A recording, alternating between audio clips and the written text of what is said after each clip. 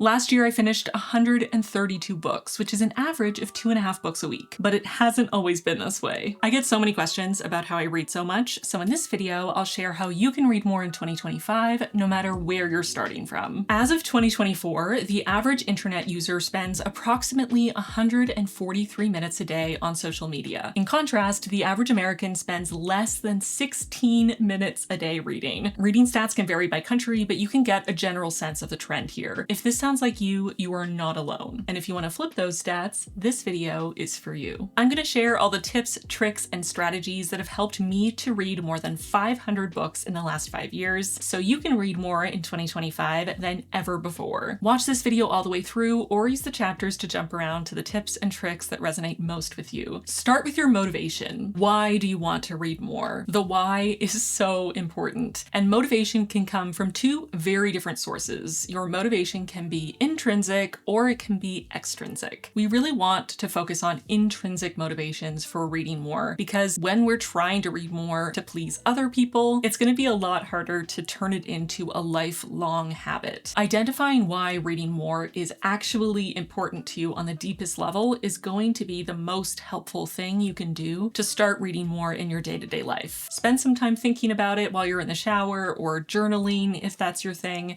until you come up with one or many reasons why you want to read more. I'll share a few of my own personal reasons in case one or a few of them resonate with you. A deep and eternal love of stories. Feeling like I can visit every corner of the globe without even stepping out my front door. Escapism. An appreciation for the beauty of words. To gain deeper knowledge and understanding of any topic under the sun. To learn more about the world and about the infinite human experiences possible so I can be a more compassionate member of society. To challenge my mind and improve my memory. To fill the many dark, cold hours here in Canada with something that warms my soul. I could go on, but hopefully those give you some ideas for motivation for reading that are intrinsic, that come from within, that have nothing to do with outside pressures or opinions. Now, don't get intimidated. You don't have to come up with as many reasons. Sometimes a single reason is enough, as long as you really, really care about it. Once you figure out your why, it's time to figure out how to carve out more time for reading. We're all super busy. We all have so many different responsibilities and priorities pulling on our attention, and all of us only have a limited number of hours a day to allocate to literally all of our hobbies. So how do you find more time for reading? The unfortunate answer is you can't find more time. Time is finite. There are only ever going to be 24 hours in a day. So if you don't currently have a few hours a day that you sit twiddling your thumbs staring at a wall, you're probably going to have to eliminate something from your routine to make time to read instead. Now, if you remember the stat I shared at the start of this video, if you're anything like the average internet user, you probably have a couple hours a day you're spending on social media. And I'm not telling you you should eliminate all of your social media or internet time and replace it one-to-one with reading. Not only is that going to be very difficult, if not impossible, for a lot of people to achieve, but I also don't feel like an all or nothing approach is the best nor the most sustainable option. Maybe in those 2 hours and 23 minutes a day on social media, you spend 1 hour of that time on YouTube watching your favorite YouTubers and getting a lot of joy and entertainment and knowledge and relaxation out of those videos. Maybe you don't want to eliminate that from your routine, and that's totally fair. I don't want to do that either. But maybe the other hour and 23 minutes a day on social media is time spent mindlessly scrolling, being drawn into rage bait, and ending up feeling more tired and more stressed than you were before. Maybe that portion of your social media time could be better spent focusing on your goal to read more this year. But the time for reading doesn't just have to come from social media. It could be literally anything you're spending time on that isn't making your life better. And only you can determine if the things you're spending your time on are genuinely enriching your life, or if they're mostly time wasters that aren't really adding anything. And this can be kind of hard. I know I have felt a lot of resistance in actually analyzing how I'm spending my time and realizing how much of my time I waste every single day on things that actually don't make me feel good. But as much as it sucks to have to face that truth about ourselves, I promise it feels so much better to acknowledge it and then work to fix it, instead of just allowing our brains to keep us trapped in a loop of overstimulation, stress, boredom, and exhaustion. Now, I hear some of you yelling at the screen that you have no time wasters, you have no unallocated time. Every single minute of your day is scheduled, and I hear you. That is a really hard place to be, and it makes it very challenging to find more time to read. But I do have a tip for you, and that has to do with the magical invention that is the audiobook. I'll talk about audiobooks more in a little bit, so just put a pin in that and hold on to hope, because we'll get to it. Now that you've made time for reading, how do you make it a habit? Now, there are probably millions of videos on the internet talking about how to build habits, but the easiest thing for me, the thing that has worked best for me to build habits and to build specifically a reading habit, is to focus on habit stacking. So taking something that I've already made a habit that I do reliably every single day and sticking my reading to it, either as something I do before or usually the most effective for me right after, so that doing the thing that I already do on autopilot every single day triggers the thought that I should then sit down and read. So if you have a habit of getting home from work and immediately collapsing on the couch with your phone to scroll and decompress, and you often find yourself waking out of a stupor 2 hours later, realizing you haven't done anything with your evening, maybe dropping on the couch to decompress after work is the habit that you can stack reading onto. Set yourself up for success. Keep the book you're currently reading right next to where you plop on the couch. Keep a blanket nearby so you can get cozy. Maybe add a reading lamp to the space so you don't strain your eyes. And maybe move your phone charger that is conveniently right next to the couch to facilitate this after work scrolling to the other side of the room. So it's a little harder to scroll on your phone, because who wants to stand in the corner of their living room scrolling? And it's a little easier to read instead. Some of the areas in my life that I have habit stacked for reading are right after I make my morning coffee. When I sit down to drink it, I will pull out a book or start an audiobook or pull out my Kobo and start reading. There is almost no morning ever that I'm not going to have at least 1 cup of coffee, so this is a great habit to stack onto, and it has the added benefit that it's first thing in the morning, which means I'm getting my mind thinking about reading, sort of into a reading space first thing, which means I'm more likely to want to pick up a book again or keep listening to my audiobook throughout the day, meaning I make more progress than I would if the habit I was stacking to was right before bed. That being said, I do think a before bed routine is a great way to incorporate reading into your life, especially if you have super busy morning routines or can't really read during your workday. Most of us have some form of evening routine, even if it's just brushing our teeth before we get in bed. So you can use one of your nighttime habits as that trigger to remember to pick up a book and start reading. Maybe you keep a book on your nightstand, and as soon as you get in bed, you can pick up your book and start reading before you fall asleep, which has the added benefit of keeping you off your phone before sleep, which we all know is great for sleep quality. So it's a win-win. Basically, my tip is to add reading to something you already do every day. Carve out a few minutes in your routine that are specifically for reading. Try to read at the same time every day. And if at all possible, try to add reading into your routine somewhere near the start of your day. Starting your day with reading is a great way to build momentum and achieve a small win early on. As a little addendum to that tip, something that helps so much in the building a habit stage is to make reading the lowest effort option. You don't want to have a million barriers to reading. You don't want to have to walk uphill both ways in the snow just to pick up your book. You want to make it as easy as possible. So whether it's the example I already gave of changing where your phone charger is so it's a little more awkward to scroll if your phone is out of battery, and keeping your book and everything you need to comfortably read, your reading glasses, your book light, right next to the coziest place you want to be. The easiest thing to do is just pick up your book and start reading, and the harder thing to do is the thing you're trying to eliminate from your schedule. Other examples could be charging your phone in a different room when you go to sleep and keeping your books on your nightstand. Maybe another option could be setting timers on social media apps on your phone, so you have to go through the process of unlocking the app when you want to use it, whereas reading apps are always unlocked and easy to access. Anytime you can make time wasters more inconvenient and frustrating, and you can make the habit you want to incorporate into your life easier and more pleasant, you're going to choose the thing you want to incorporate into your life, and reading is no different. Another really important factor in reading more is learning how to reduce distractions, whether they're social media or phone notification related, or if they're just living in a noisy city. Sirens, family members who listen to loud music in the evening, or neighbors who sound like they're doing the samba at all hours of the day and night. Whatever the distractions are that you're facing, the more you can reduce them, the better you're going to do at reading more and for longer periods of time every single day. Some of the easy options here are to put your phone on Do Not Disturb, get noise canceling headphones, or doing most of your reading in a room away from family members or objects in your home that tend to distract you, like your gaming console or your TV. The thing that helps me the most by far is noise canceling headphones, and you can just wear them in silence, or you can even enhance your reading experience experience a little bit more by playing some ambient noise or a playlist that kind of evokes the feeling of the book you're reading, it can really bring your reading to the next level. And it means that your family members having conversations or watching TV or your neighbors banging pots and pans are not going to interrupt your reading time. If you've reduced your distractions, but you're still struggling to focus on a book, there are a few different things that I have learned over the years that really help me with focus while I'm reading. The first and most important one is annotating. I have made 2 whole videos on annotating, what it is, why I do it, my philosophy around annotating, and also practical tips for how you can do it too. One for physical books and one for ebooks. So I will link those in the description box so you can watch them and learn about annotating. When I started annotating, I noticed my focus and my ability to read for longer periods of uninterrupted time increased exponentially. As someone with ADHD, having a pen or a highlighter in my hand and really focusing on every word I read so that I knew if it was worthy of being underlined or highlighted or tabbed really revolutionized my reading, and I highly recommend it if you've never tried it. This is one of the most helpful things I've started doing to be able to read more. Another thing that might help is setting timers, whether you do something like the Pomodoro technique or just setting a timer for 5, 10, 15 minutes and allowing yourself to take a little break when the timer goes off. That can help so much if you're having one of those days where it just feels like your brain is all over the place. Challenge yourself to read until the timer goes off, and then if you really don't feel like you can keep going, you can walk away without feeling bad and know that you still worked a little bit towards your goal. Speaking of focus, if you are someone for whom focus is an uphill battle,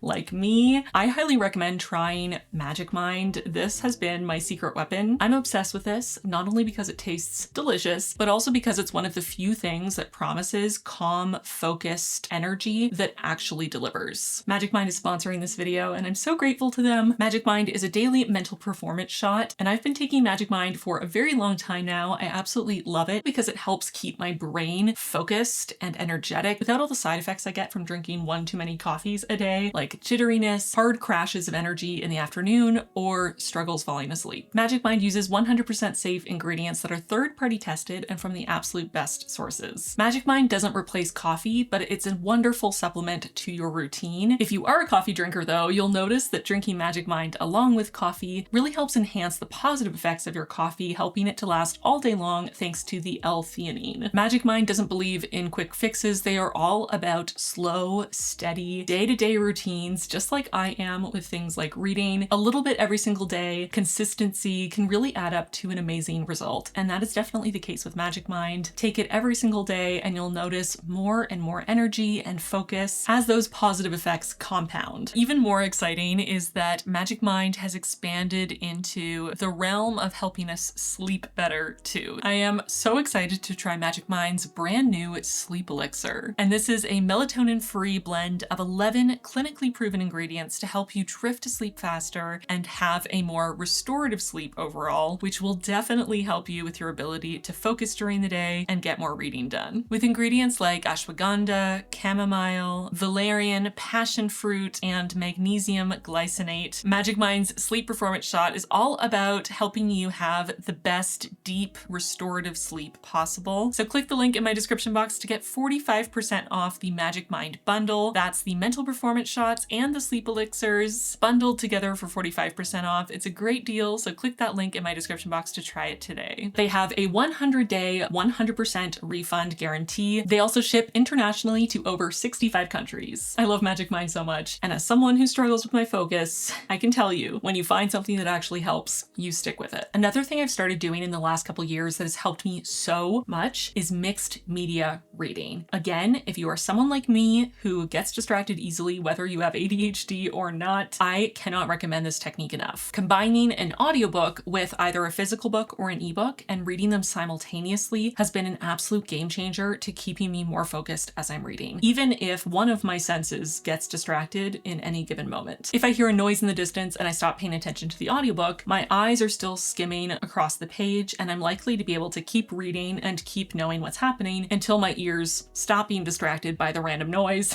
and come back to the audiobook, and I can keep going without interruption. And the same thing with my eyes. If my cats are doing something ridiculous in the corner of the room and I look over to see what they're doing, I can still hear the audiobook. I will still know what happens in the next couple sentences until I return my eyes back to my page and again, keep reading uninterrupted. I know this isn't going to work for everyone, but I highly recommend at least giving it a try if you find yourself getting distracted easily. One thing that I think is absolutely vital to make this work is to adjust the speed of the audiobook to match your processing or reading speed. If you read faster than the narrator speaking, or if you read slower than the narrator speaking, it's going to cause confusion. It's not going to help. It's going to be very stressful. Don't recommend. But pretty much every audiobook player out there has adjustable speeds. So if you find that you have to speed up the narration to say 1.25 times speed or 1.5 times speed so that the narrator's words match perfectly the speed at which you're reading the words on the page, you might just find how magical this can be. Kind of like annotating, this is one of those things that has absolutely transformed my reading and made such a difference, especially on days where I'm struggling to focus. I wish I knew this was an option much earlier because it is so game-changing. Speaking of mixed media reading, let's talk about different formats. Because if you're struggling to read more, it might be less about your ability to read and more about the formats you're trying to make yourself read in. If you've only ever tried reading books in one particular format, say physical books, try reading in some other formats like ebooks and audiobooks and see how they compare. There are pros and cons to all formats, and in my personal experience, I enjoy reading different types of books in different formats. There are some books that I cannot process whatsoever as an audiobook. I really need a physical book in my hands, but there are other books that I probably wouldn't get through if I had to read them as a physical book or an ebook, but I zoom through them and have a great time when I'm listening to them as an audiobook. There are other books that are really inconvenient to read in physical form because they're gigantic and hurt your wrists, and an ebook might be the perfect solution to get through those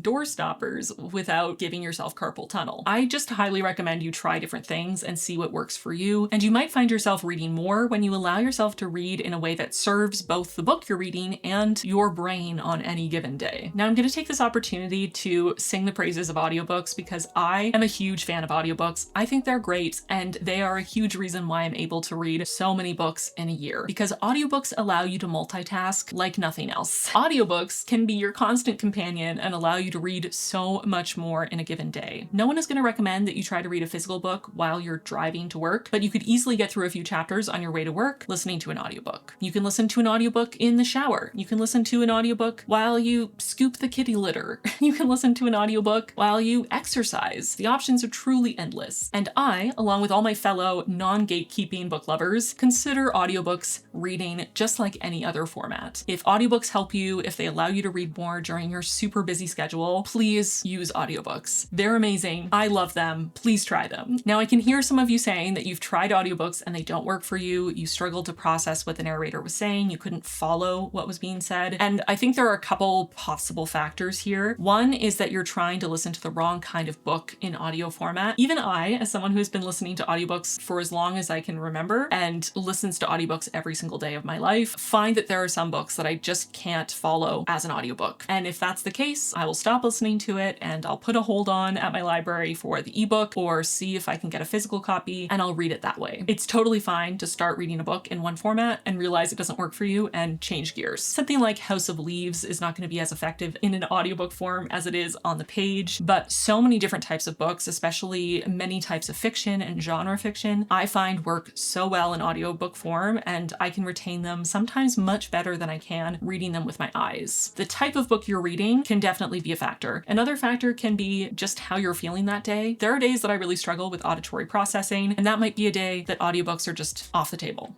and that's okay. A third factor that I've already touched on, but I'll mention again, is the speed of the narrator. I am someone who has to speed up audiobooks to be able to process them. My brain goes a million miles a minute, and if the narrator is speaking too slow, I will use every pause to get distracted by random thoughts and not follow what's being said. So I personally find I do a lot better with audiobooks, and I'm able to absorb more and stay focused and retain more when I speed up the narrator. Now, it depends on the audiobook, the type of book it is, the content, how dense it is, but also the narrator and their narration style. How quick are they speaking? How many pauses do they take? How long are their pauses? All these factors can play into how fast I end up actually listening to a book. Also, what time of day is it? Am I extra tired? Have I had my coffee yet? Am I feeling stressed and chaotic, or am I feeling really zen? Am I listening to an audiobook while I do some work, or am I listening listening to an audiobook as I curl up on the couch with a cat. All these factors play into how fast I'm going to set my audiobook, and I never just set my audiobook at a certain speed and leave it there. I am constantly adjusting a little faster, a little slower as I need to keep myself focused and keep processing everything that I'm hearing. So definitely give this a try. You might find that you actually do better slowing down the narration. You might be more like me where you have to speed it up. For me personally, my baseline tends to be around 1.5 times speed. That's usually the slowest I'll listen to an audiobook, and that's when I'm listening to an audiobook as I fall asleep at night, or when I'm listening to an audiobook first thing before I've had my coffee, or if I'm listening while I'm doing something else that requires a little bit more of my brain power. But if it's the middle of the day, I'm feeling awake and focused, and I'm maybe doing something that requires less of my brain, like tidying up, I can usually listen as fast as 2.5 to 3 times speed. And I know what you're thinking, that is ridiculous. How can anyone understand someone talking that fast? My husband agrees with you. He gets stressed just hearing how fast I listen to audiobooks sometimes, which is why I usually listen with headphones. But it just works for me. I'm not artificially speeding up an audiobook to a point that I can barely understand because I'm trying to finish a book faster. It's just literally the speed that works for my brain. It comes in at the speed that I would be reading, and so it feels natural to me. It's literally just suiting your reading to your needs. Just like you will read a physical book or an ebook at whatever speed makes sense for your brain. Some people read faster, some people read slower, and that's totally normal. Listening to audiobooks is the same. Some people listen faster, some people listen slower. One is not better than the other. They just are. Find what works for you. Do a little bit of testing, do a little experimentation, because you might just find that audiobooks work for you, and if they do, it opens a whole new world of being able to read in so many more contexts in your day-to-day life. Another great benefit to audiobooks that has helped me twofold in my life for as long as I can remember is that you can listen to audiobooks to fall asleep. So if you're someone who struggles to sleep like I do, I highly recommend trying listening to audiobooks as you fall asleep. Not only might it help you sleep better, like it has for me for my entire lifetime, but also it helps you read a little bit more, because if you are someone who stays awake for multiple hours in bed, or you wake up in the middle of the night, you can make some good progress in a book overnight. And that is definitely one of my maybe more niche tips, but something that helps me read a lot more, is always having an audiobook going that I can listen to fall asleep. Ideally something that isn't going to give me nightmares, but you do you. Of course, if you share a bed with someone like I do with my husband, you might not want to listen to an audiobook just out loud in the room. Maybe your partner wouldn't appreciate that. So what I've found it to be a huge game changer in listening to my audiobooks to fall asleep, even when my husband is home, are sleep phones. These things are literally a lifesaver. I'm not even kidding. I cannot fall asleep without these at this point. Sleep phones gifted me my pair, but I loved them so much, and my husband tried them and he loved them so much that I bought him his own pair. It's just a game changer, okay? Might not work for everyone. Again, your mileage may vary, but if you are someone who likes the idea of listening to audiobooks as you fall asleep, so useful because you can listen to them without bothering anyone you share a room with. I've taken these with me when I travel. Even when my husband goes away for a few days, I still wear these to fall asleep. They're so good. So I highly recommend sleep phones. I'll link them down below if you want to check them out. I think I've had these for at least a year now, and I wear them literally every single night, and they're still going strong. Read what you like, not what other people tell you you should like. This is a very basic tip, but it's important. If you spend your time trying to read books that have won prizes, or are bestsellers, or are constantly talked about on Book Talk, or your best friend has been hounding you to read for 15 years, you might find you don't enjoy reading, that you procrastinate, or it takes you months to finish a book. On the other hand, if you're reading books that you are actually interested in genres you enjoy, about topics you enjoy, have the type of writing style and the type of characters and world building that you like, you're going to be reading so much faster because you're actually reading what you're interested in. I cannot count the number of times that I've talked with people who are trying to read more, but haven't considered that they're trying to read books they're actually not interested in, and that might be the problem. You don't have to read classics. You don't have to read nonfiction. You don't have to read self-help books. You don't have to read literary fiction. You don't have to read romantasy. You don't have to read literally anything that you don't want to read. If you focus on books that you actually enjoy, that you're interested in, that you're excited about, you're going to naturally read a lot faster and a lot more. That's just math. Now, it's also possible that you just don't know what you do like, in which case I recommend trying lots of different things. Imagine you're at a buffet and every different type of book that exists in the world is on a platter around you. Try a little of this, try a little of that. Read a bunch of different genres, read from different types of authors. Try books with lyrical prose or something with a really strange format, or books that explore different types of themes, or from authors from all over the world with different identities and experiences. Just let yourself read widely for a bit until you figure out your taste. Now, you might find that your taste is really wide and you like to read lots of different things. That has been the case for me, and I love that. But you also might find that your favorite book is one specific genre with one specific set of tropes and one specific type of main character. And if that's what you like and that's what gets you reading, you're allowed to just read that. I do think there is a benefit to reading different types of books and challenging yourself, but you don't have to. You can do whatever you want. And if you find that reading the exact same story in different fonts over and over again is what brings you joy, you should do that. Another habit that has helped me so much in reading more over the last 5 years is to read multiple books at once. I do usually have at least 4 to 6 books going at any given time, and that might seem like a lot, and maybe for you, you'll find it better to stick to 2 or 3, but I have found it to be so helpful to have multiple books ongoing at any given time of different genres, different densities, different thematic content, different vibes, so that no matter what mood I'm in, there is a book that I'm currently reading that can fit into that mood. Maybe when I'm totally focused on a book before bed, I want to read a really complicated high fantasy with lots of political themes and really extensive world building. But maybe while I'm listening to an audiobook as I edit a video, I'd rather listen to something a little bit easier to absorb, like a thriller or a romance or a cozy mystery. I also try to always have at least one audiobook, one ebook, and one physical book going at any given time. So again, no matter my mood, no matter the setting, no matter where I am, I have a book that I could read in that context. This also means that if you need a break from a particular book, maybe the content is really intense or upsetting, or maybe it's just really complicated and it really works your brain. If you need a little bit of a break, you can read something that allows you to rest while still reading. You don't have to take a few days or a week off of reading because you need a break from one specific book. You can just jump to a different book for that time and then get back to the other book when you feel ready. So you're always making progress on your reading goal, even if you're jumping from book to book. Another thing I find really helpful is to keep track of recommendations somewhere, whether you're getting recommendations from friends and family or coworkers, or you're getting recommendations from booktubers and other bookish creators online. If you have a way to track your TBR, whether it's on something like Goodreads or in a Notion reading tracker or in a notebook, you'll always have a list of books that you're interested in reading handy, so you never finish a book and then sit there twiddling your thumbs wondering what in the world you can read next. Speaking of finishing a book and just twiddling your thumbs, another thing that's really helped me is to start my next book right away. It doesn't mean in the next millisecond after you finish the last page of one book that you pick up another one and start. I feel like that would stress me out a little bit, but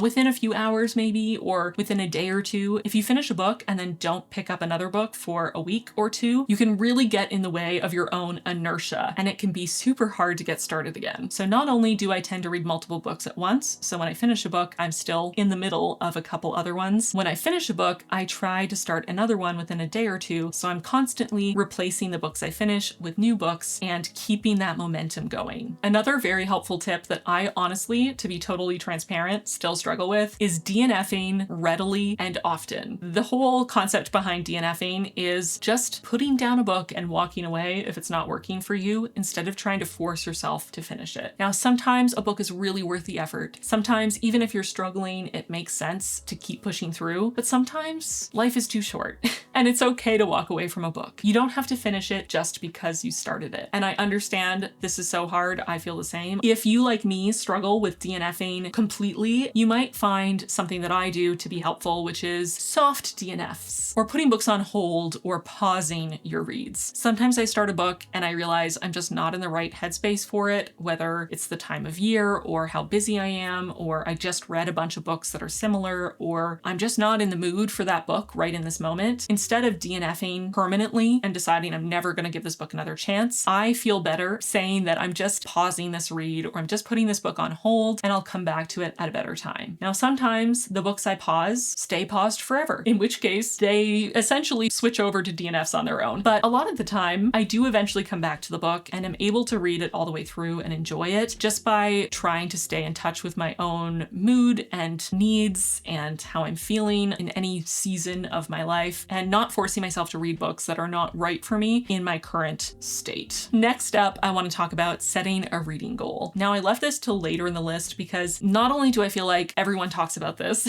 that setting a goal is the way to read more, but I also don't think it necessarily works for everyone. I personally love a reading goal. It motivates me to have a goal and to try to meet it, not only a year-long goal, but also a monthly or a weekly goal, so I make sure that I don't fall behind. Lots of people don't end up feeling more motivated when they have a goal. They just might feel more overwhelmed and stressed out, like they have to read more and might have to turn to things like reading short stories and novellas just to reach their reading goal, or speed reading or skimming to try to reach their reading goal and not really enjoying it. So you have to kind of gauge that for yourself, how you feel about goals and whether they work for you. If they do work for you, something like Goodreads that has a reading goal every year might be useful, or you could create a reading goal spread in something like a reading journal, which is also something I do every year. However you track your goal, try to make it something reasonable that you can achieve, maybe something that pushes you a little bit to have to think about reading a bit more than you naturally would, so there's a bit of a challenge, but not so much that you feel stressed and are constantly behind. Do what works for you and let yourself figure that out instead of doing what other people tell you to do. I know this whole video is me telling you to do things or advising you to do things, but I'm just trying to give you lots of ideas by sharing what's helped me, knowing that not everything is going to work for every person, so pick and choose what works for you, and that is especially true when it comes to reading goals. Kind of in the same vein as something that might really help you and might be really motivating to you, but also might hurt more than it helps depending on the person, is making reading social. So again, that might look like using something like Goodreads and adding your friends or adding new internet friends so you can see what they're reading and compete against them for your reading goal, or just read their reviews and get recommendations and chat. Maybe that means joining a local book club, or starting a buddy read with a friend, or joining a Discord server like the one I have for my patrons, or an online book club or buddy read like I also have for my patrons. Or maybe it means watching booktube content and engaging in the comments with both a creator and other viewers of that content. Whatever that means for you, making it social might really help you and really engage you more in reading. But you also might find that for you, reading is a totally solitary activity, which is totally fair and also probably very common, and that is okay too. The final thing I wanted to talk about was literally reading faster. This is not so much a tip as just a final note, because it is very easy to feel like the best way to read more is just to read faster, and that might be true. And there are a lot of people online teaching how to read faster, whether it's literal speed reading or just ways to increase your speed, and that's fine. If you want to learn to read faster, you should try to do that and see if it works for you. I'm not going to teach you how to do that because I am a naturally fast reader and I've never really tried to learn how to read faster. I do find I tend to read faster when I'm reading in a mixed media format, and I also tend to read faster when I'm feeling rested and alert and reading something that I'm really invested and engaged with. But it's not something that I've actively built or learned how to do. It's just kind of something I naturally do. So keep that in mind too. You might have a slower pace of reading, and that's totally fine. Whether you just want to accept that and allow yourself to read at your natural speed, or you want to try to increase it and learn how to read faster, both are valid and both are fine. Well, with all that, I feel like I've just dropped out of my brain every single tip and trick and strategy that I've used over the last 5 years to get back into reading and to start reading voraciously again. I really hope this video is helpful to you. I hope at least one of these tips is something that you can take with you moving forward and will positively impact your reading life and your ability to read more this year. If I missed anything, leave a comment down below with further tips, tricks, and strategies for me to steal, but also for everyone else to benefit from. If you've tried any of these tips and you want to share your experiences, what worked for you, what didn't, please share those in the comments down below as well. I would love for not only this video to be a resource for people who want to read more this year, but also the comments to be a further resource, a crowd-sourced resource for all the different ways that we can start reading more this year if that's something we really want to do. Thank you again to Magic Mind for sponsoring this video. Don't forget to click the link in my description box to get 45% off the Magic Mind bundle of both the mental and sleep performance shots. But with that, we've come to the end of this video. If you found it helpful, give it a like so more people can see it. Subscribe if you haven't already. And with that, I'm gonna get going. Thank you so much for watching, and I'll see you really soon in my next one. Bye, friends. Happy reading!